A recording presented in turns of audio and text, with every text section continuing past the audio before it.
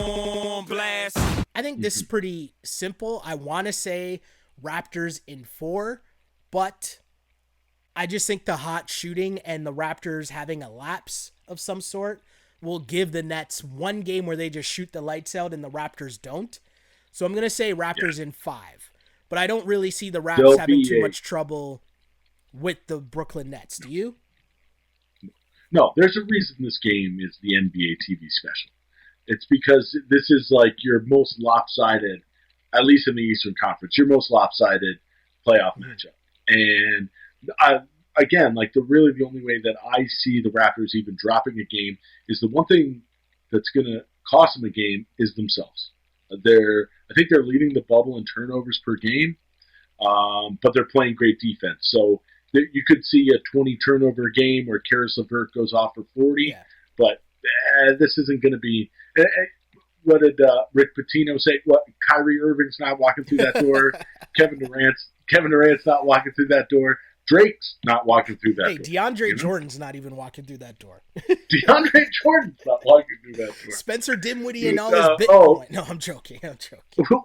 Damari Carroll. Damari Carroll's on the Rockets. I totally missed that. What? I totally forgot about that. I thought he was still on the net. He's on the Rockets. We're having our own. Who we play for, and it's not going well. Poor Damari Carroll. But yeah, I totally agree with you. I don't really see this being much of a matchup, but I would urge the Raptors and most teams, but especially the Raptors as we focus in here, to take care of business and go for the sweep. Because playing every other night is going to catch up to certain teams. It's going to catch up to some older players.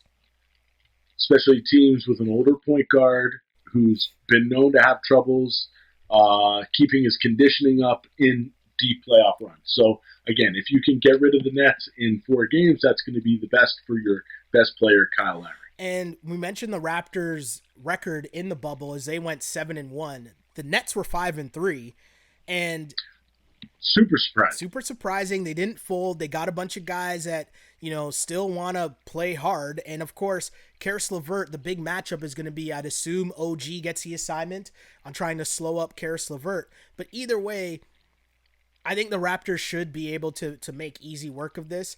And I've talked a lot about more. If you want more Raptor talk, check out our latest Wrap It Up pod. I kind of went in depth talking about just what this season meant for the Raps as they finished with the highest winning percentage in franchise history, and just what that means in terms of regular season success and that being sustainable for the past 7 years and how big of a deal that is. But now we're into the playoffs. And if you are who we think you are, you take care of business. You got to show out. Sweep City against the Nets. And then we'll regroup and talk about what happens in the next matchup.